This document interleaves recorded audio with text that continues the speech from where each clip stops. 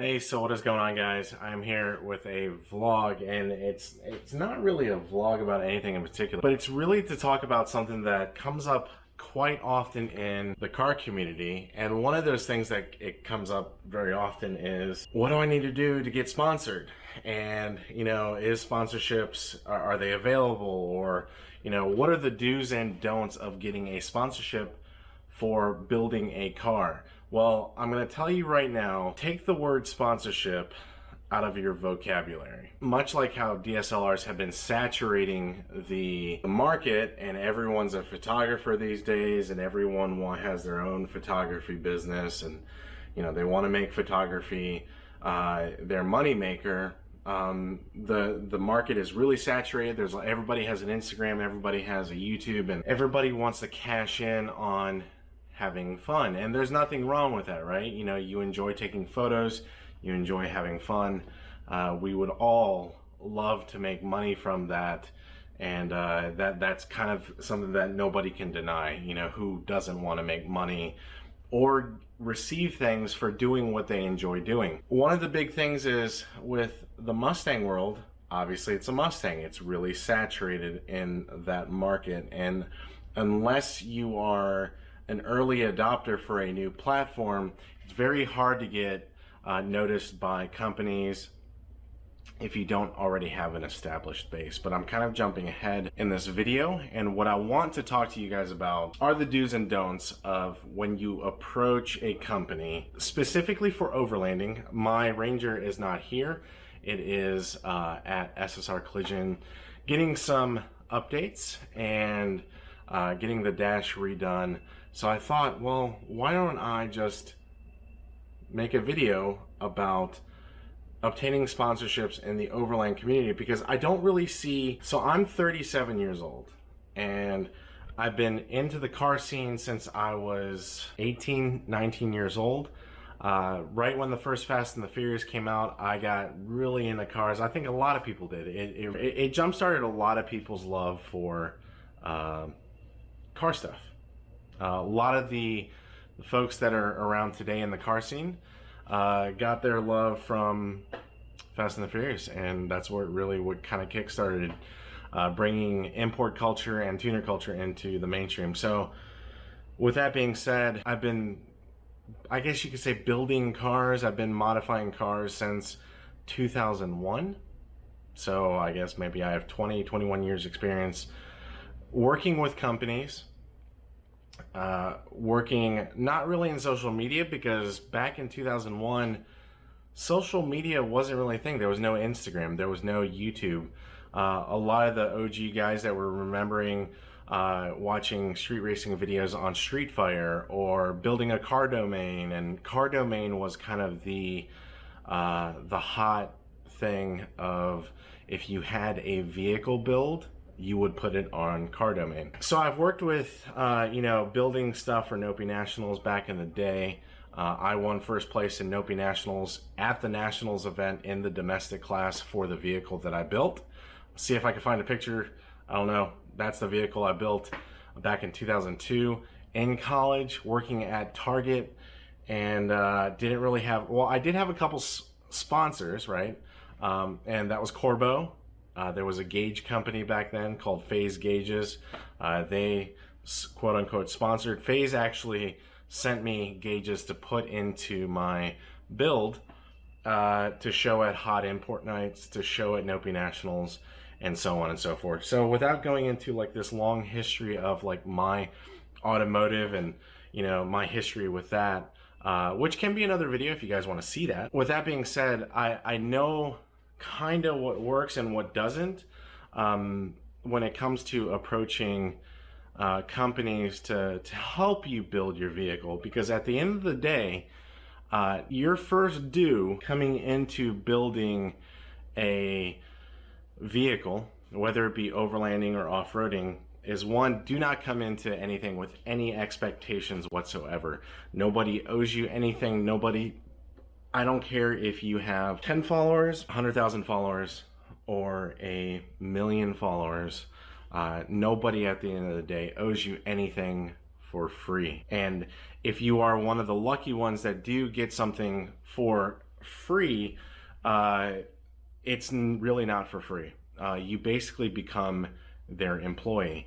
And I guess it's unofficially becoming their employee. Companies will not provide you with something and expect nothing in return. Why would they do that, right? Like, why would a company give you something and say, well, have fun, enjoy your day, and then that's it, right? If you had a business for yourself, why would you provide some person that you barely even know at all, provide them with anything, and then expect nothing in return?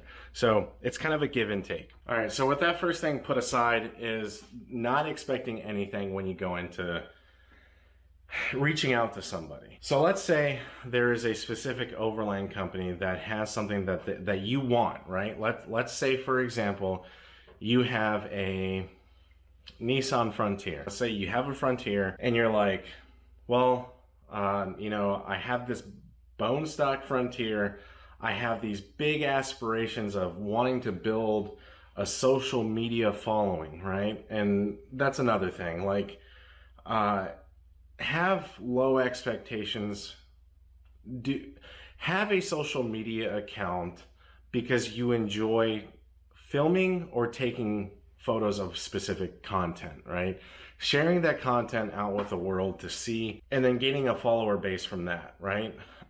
You go on any type of social media platform, and let's say whatever it is you like. If you like overlanding, there's going to be a metric crap ton of overlanders that have social media accounts that go hit up those Forest Service roads, that go hit up those popular trails, and they post on their Instagrams, and they'll post their hashtags, they'll get followers, they'll reshare, they'll provide content to people that want to see that specific thing, right? And a lot of times it's people that, let's say you're sitting at a dealership, you're about to sign on your brand new Nissan Frontier, and you want to start following Nissan Frontier owners. Well, you start looking up Frontier hashtags on Instagram. You're like, well, I want to see some other builds. I want to see what's out there. So let's say you go ahead and you start building this long, let's say you spend 6 months to a year building your social media platform, and you're like, well, I've got 3,000 followers, or I've got 2,000 followers. And if you're lucky, Instagram's algorithm will allow you to get, a certain amount of views. They'll check your stuff out. People will reshare your content, and you're active enough on your social media platform to where you talk to people every day. You start to get to know people, and you get this thing in your mind where you're like, man, I'm popular, or people ask me questions, right? It happens, right? It happens.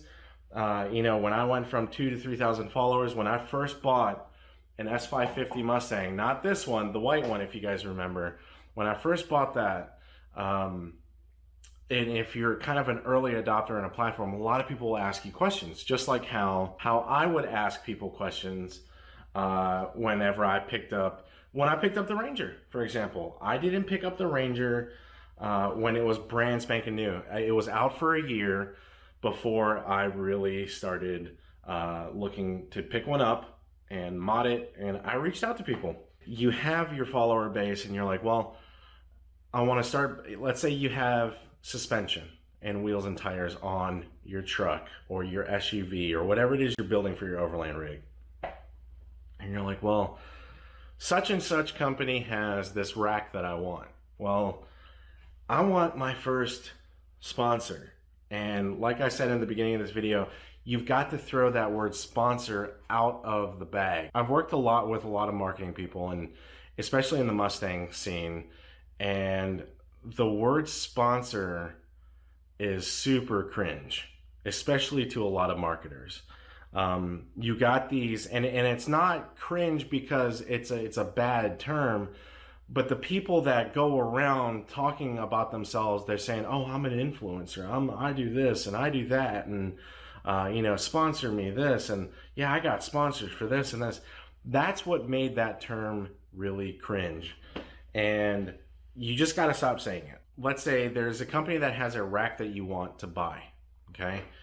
And you're like, well, let's say the rack is $1,000 and you've got $600 that you want to spend, and you want to say, well, can I reach out to this rack company and say, hey, I've got this amount of money, can you guys give me a discount? That's one way of going about it, right? You can just flat out and say, hey, would you guys be able to provide me some sort of a discount? And now most companies will have some sort of a discount program. And typically that is a flat result of companies that have bombarded so much with sponsorship requests that they will put out a 10% discount code so that they can say, yeah, how about this? You put a decal on your car or your Overland rig and we'll give you 10% off all our products. Or they might say, I'll give you 12% off all our products. It might be a very, very small amount. And I will say that 95% of sponsorships on social media, when people say they're sponsored, that's pretty much what it is. Now there is an extreme case that's very rare that I'm going to talk about in a little bit. I guess the first thing I would say is, well, you want to reach out to this rack company.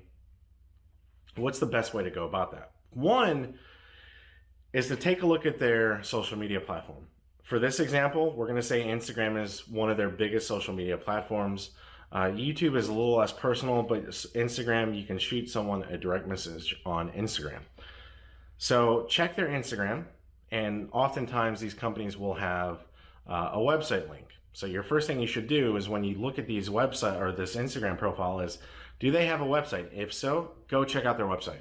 Oftentimes these websites will have proposal links. They will have pre-made sponsorship proposals that you fill out, you send in, it's reviewed by someone in their marketing department. They'll look at your social media and say, well, we can provide this sort of sponsorship deal. Oftentimes it's just a standard percentage off.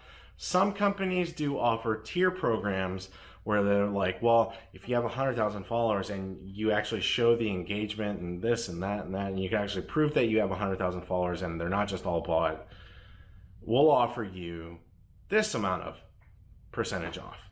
Here is my suggestion if you're reaching out to a company that you know already probably gets tons and tons of messages every single day about asking for sponsorships from every Joe Schmo that has a certain follower base, and he thinks he is the bee's knees, and the world owes him product, right?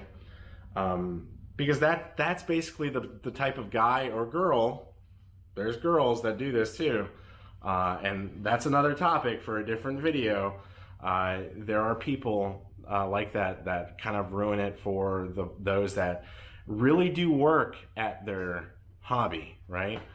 If there's nothing on their website, shoot them a DM. Now, when you shoot them a DM,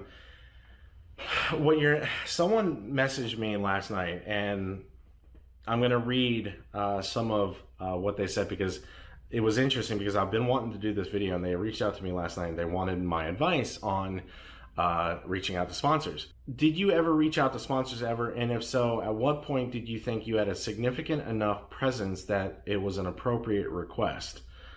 I will say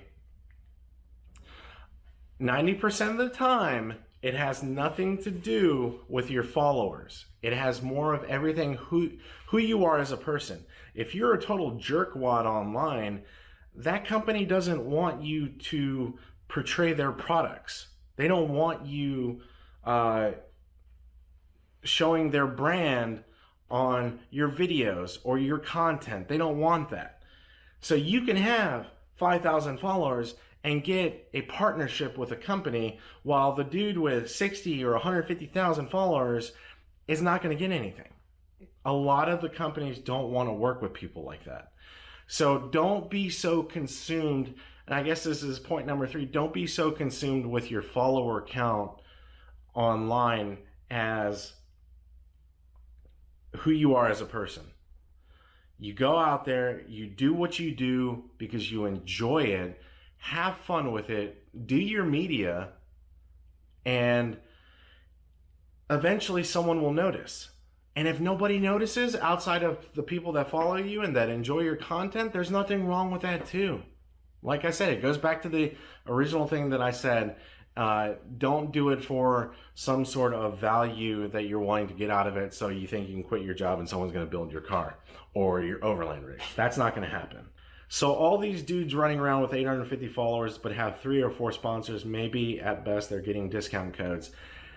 Do not get fooled by social media thinking that so-and-so with 850 followers saying that they're sponsored by so-and-so, they're sponsored by, you know, Twisted Tees t-shirt company and, you know, Joe Schmo's detailing products and blah, blah, blah, blah, blah. I guarantee you those folks that are sponsored by those companies might have gotten a couple free bottles of something and maybe a discount code for future purposes and a welcome box with like some decals to put on their truck or whatever. They're not... they'll say that they're sponsored, but that's not what I really consider a true sponsorship, partnership, like relationship with a company. The whole idea of a partnership, I'm going to say partnership in place of sponsorship just because I don't like saying it. The whole idea of a partnership is the company sees something in your vehicle that they want to, they see something in your, one, in your social media that they like, 2, they see your vehicle and you've put in some work, and that's another key thing. Don't go to a company with a stock vehicle saying, hey, I want these parts. That's not going to happen. Well, if it happens, pigs are flying. Start your build. Start your content. Start doing what you wanted the vehicle for to begin with. All that stuff will come later if it does happen. Reach out to them and say, hey guys, I'm looking to purchase your rack system. I don't quite have what and this is how I would preface it, right? If I only had $600 and, you know, the rack is $1,200, this is what I would do. I would say, well, hey, you know, I'm going to buy your product either way, which is 100% true because you want the rack. You're going to buy it either way. And I've had a case like this before. You wanted a product and you reach out to them and you say, hey, no matter what, I'm going to buy your product because I'm not looking for a handout. But this is my account. I don't know if you guys offer some sort of partnership, you know, deal to where, you know, if is there a certain percentage amount, or do you guys have any requirements for some sort of partnership? You know, I'm interested to hear more if you guys have something like that. Be honest, and that is like the 4th point. Be honest with who you're messaging. These companies have dealt with all types of people. Any type of like customer service job. You will have people say, well, you know, they've got 100,000 followers, but they only get like 100 likes on a post, which sometimes the algorithm can be really crappy. You know, without going on a side tangent, the algorithm can be really crappy, but you can always usually tell the accounts with like 300,000 followers and they won't get any comments on anything, or their stories are dead and, you know, they don't talk to anybody. Being honest with the companies you want to work with now or in the future, that is key, absolutely key. So, like I said, you know, let's say the rack company says, well, we don't have anything we can offer you, but we'll let you know. Just leave it at that. Don't take it personally. That's another thing. Rule number 5. Don't take anything personally when they say, we don't want to work with you, or we don't have a sponsorship available. They have every right not to say, hey, we're not going to give you a discount. A lot of the big YouTubers, they have something they can provide to those businesses. You know, I'm not going to name certain channels, but there's certain big channels that have a big fan base. They have a big follower base. And I'm not talking about those sub 100,000 subscriber accounts. I'm talking about those guys that have 250,000, 300,000, 500,000, or even close to 1 million subscribers. Those are the people that will get product names out there, especially on something that has been out for a while. Let's say, you know, an S550 Mustang, it's been out for, you know, 6-7 years. You know, a big YouTuber with 500, 600,000 subscribers, and let's say another company comes out with a new product, they're going to reach out to them. They have no reason to reach out to the guy with 30,000 followers or 20,000 followers and providing him with something that is fully comped. And that's another term. When I say fully comped, that means an actual free product, whether it's a free service or it's a, and I say free loosely because you are technically, you either have a contract or you have a word of mouth agreement or you have something that you provide in return for the service or the goods, right? That's what I really consider a full sponsorship. When it comes to a full sponsorship, they provide whatever it is totally 100% cost free. Obviously your time and the content that you do. If you have 400, 500,000 subscribers, you're obviously putting in the work to get to that point, and you're basically putting in the work for that product or service that they're providing. So that really brings me to my last point, which is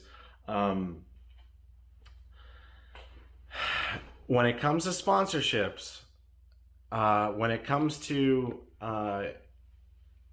you know, getting stuff for your rig or your vehicle, it's going to be very rare that you're going to find, and unless, you know, you already have a consistent follower base, that you have a new platform, and there's exceptions to every rule, right?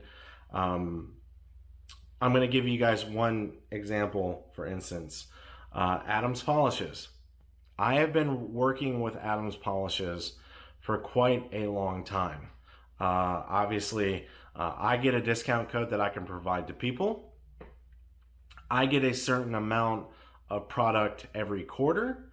It's nothing that you're hiding, right? I don't use Adams products because it's covered. Most of the time, I'll end up spending double or triple the amount that I'm provided because all those products back there are Adams Polishes. All the products that I used to ceramic coat Julie's car and paint correct it are Adams products. Guess what? I bought Adams products before I started working with Adams quite often. And I talk to them every quarter. I'm allowed to do giveaways, and it's one of those things where I have a relationship with them. I went to Colorado, and when I went to Colorado, guess what I did? I went to go see Adams Polishes. I went to their headquarters. I went to their marketing department. I got to see Courtney, and I got to see you know, a bunch of people working there, and I got to see it. And that's what a relationship is with a company. They could say, hey, we don't have any budget anymore to give you this certain amount every quarter to replenish what you use often. If they said that, guess what? I would still buy their products because I like their products. I like their brand. I like what they do for the detailing community. That it is what it is. That's a relationship, and that's a relationship I've had for 7 years now. So I hope this video is 30 minutes long, and it's going to be an absolute nightmare to edit through because I know I've stumbled a few times throughout this, and who knows if you guys are even going to watch this video for 30 minutes. But if you did, shout out to you guys. Comment below if you actually watched all the way to the end here. I hope this video was helpful to you.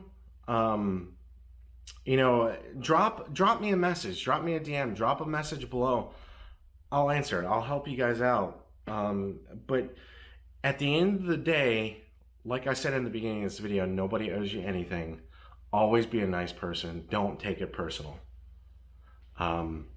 If you continue to build your rig, your Frontier or your Ranger or your Tacoma or your GX 470, whatever it is that you're building, continue to build it at your own pace.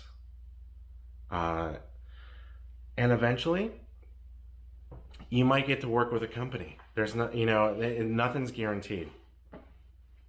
But the best thing is always try to work. If you are one of the luckier ones and you're one of the more you're one of the folks that get to work with a company, nurture that relationship.